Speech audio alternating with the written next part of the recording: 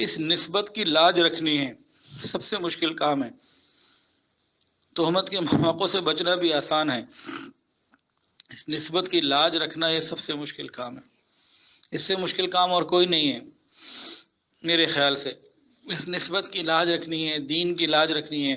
یہ بخاری شریف کی، مسلم شریف کی، یہ فقہ کی کتابوں کی، یہ عربی کی کتابوں کی، یہ تاریخ کی کتابوں کی، یہ سیرت کی کتابوں کی، یہ تفسیر قرآن کی، ان سب کی لاج رکھنی ہے، مدرسے کی لاج رکھنی ہے۔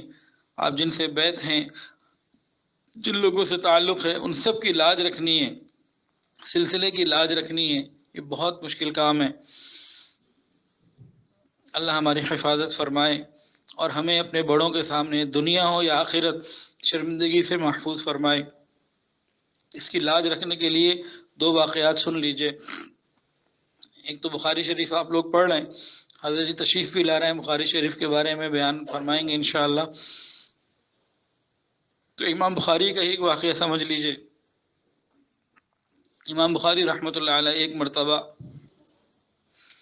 ایک کشتی میں سوار تھے، کہیں جا رہے تھے، کشتی میں اور لوگ بھی تھے اور کشتی پانی میں چل رہی تھی۔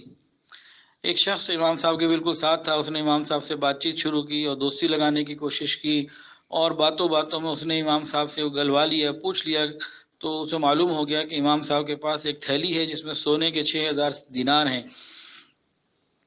اس نے رنگ اور کیفیت بھی کچھ معلوم کی۔ بہرحال اس نے امام صاحب سے باتوں باتوں میں پتہ کروا لیا کہ امام صاحب کے پاس ایک بہت بڑی اماؤنٹ ہے، 6000 دینار۔ سونے کا ایک دینار اگر 1 لاکھ کا ہو تو 60 لاکھ روپے کی تھیلی بنی، اور 50,000 کا لگائیں تو 30 لاکھ کی تھیلی بنی۔ تو اتنی بڑی دولت امام صاحب کے پاس اس وقت موجود تھی۔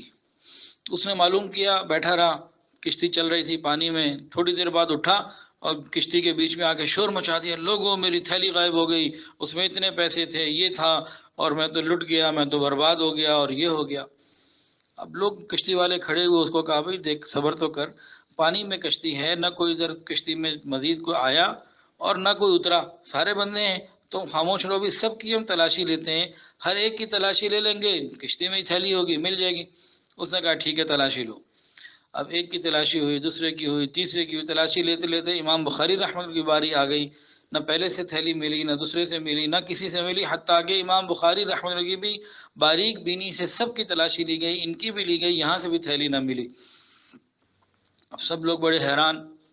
اچھا، سب پورا جو ہے نا کشتی کو چھان لیا، اور پوری کشتی میں کسی بندے سے، کسی کے سامان کے اندر وہ تھیلی نہ ملی۔ لوگوں نے جب دیکھا تو لوگوں نے اسی کو برا بھلا کہا کہ تو جھوٹ بولتا ہے، ویسے ہی تو نے ہمیں دھوکہ دیا، تیرے پاس کچھ ہوتا تو یہاں نکل جاتا، یہاں تو کچھ ہے ہی نہیں، اس کا مطلب تم ہی جھوٹ بول رہے ہو۔ تو لوگوں نے اسی کو برا بھلا کہہ کے خاموش کرا دیا۔ اب یہ بندہ بڑا حیران کہ یا اللہ، ماجرا کیا ہوا۔ اب کشتی کنارے لگی، امام صاحب اپنے راستے پہ چل پڑے۔ یہ پیچھے پیچھے گیا، کہنے لگا حضرت مجھے معاف کر دیں، میں نے بہت برا کیا آپ کے ساتھ، لیکن اتنا تو بتا دیں کہ آخر وہ تھیلی گئی کہاں، اس تھیلی کا کیا ہوا۔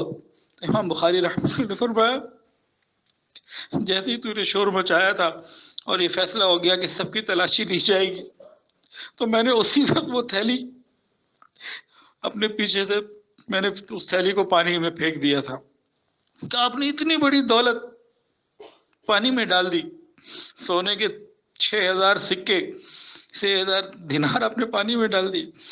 کہاں، وہ میں نے سارے پانی میں ڈال دیے۔ کہ جی حضرت آپ نے ایسا کیوں کیا؟ اتنی بڑی دولت، لوگ زندگی کا بھر محنت کریں تو بعض لوگ اتنے پیسے پوری زندگی میں نہیں جمع کر سکتے، تو گویا بعض لوگوں کی زندگی کا سرمایہ تھا وہ، آپ نے سارا پانی میں ڈال دیا، یہ کیا آپ نے کیا؟ کہنے لگے لوگ میرے پاس دین کی نسبت سے آتے ہیں، مجھ سے دین پوچھتے ہیں، دین سیکھتے ہیں، اللہ کے نبی صلی اللہ علیہ وسلم کا فرمان مجھ سے پوچھتے ہیں، میرے اوپر اعتماد کرتے ہیں، میرے قول کا اعتماد کرتے ہیں، میری بات کو مانتے ہیں۔ اگر ان کو یہ معلوم ہو جائے اور تم نے جس طرح سے ڈرامہ رچایا تھا تو میں چور ثابت ہو جاتا، اور میں چور اگر ثابت ہو جاتا بعد میں، چاہے میں ثابت کر پاتا تمہارا جھوٹ یا نہیں وہ الگ بات تھی، لیکن میرے کردار میں ایک دھبا لگ جاتا، لوگ میرے بارے میں باتیں کرتے اور وہ نسبت مجھ سے چھن جاتی۔ تو دیکھیے امام بخاری رحمۃ اللہ علیہ نے اپنا کتنا بڑا پیسوں کا نقصان تو کر لیا، لیکن آج 1400 سال کے بعد بھی اللہ نے ان کی ایسی عزت رکھی ہے کہ بخاری شریف پڑھے بغیر کوئی عالمہ بن نہیں سکتی، کوئی عالم بن نہیں سکتا۔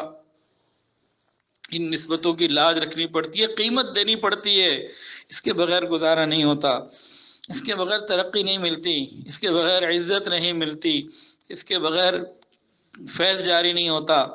جو بھی 5ویں 6 سال کی طالبات یا اور درجوں کی ابتدائی درجوں کی طالبات جن کی تنہائیاں پاکیزہ ہیں، جن کے موبائل کا استعمال ٹھیک ہے، جو موبائل پہ فلمیں نہیں دیکھتی، جو ڈرامے نہیں دیکھتی، جو ناول نہیں پڑھتی، جن کی تنہائیاں صحیح ہیں، انہی سے اللہ کام لیں گے، انہی کے کام میں عزت ہوگی، انہی کے ہاں اللہ رب العزت ایسے لوگ بھیجیں گے جو ان کے مرنے کے بعد ان کے لیے صدقہ جاریہ بنیں گے۔ بہت بڑا معاملہ ہے، اس نسبت کی لاج رکھیے، اس نسبت کی لاج رکھیے، اس نسبت کی لاج رکھیے۔ بہت مشکل کام ہے، سب سے مشکل کام ہی ہے یہ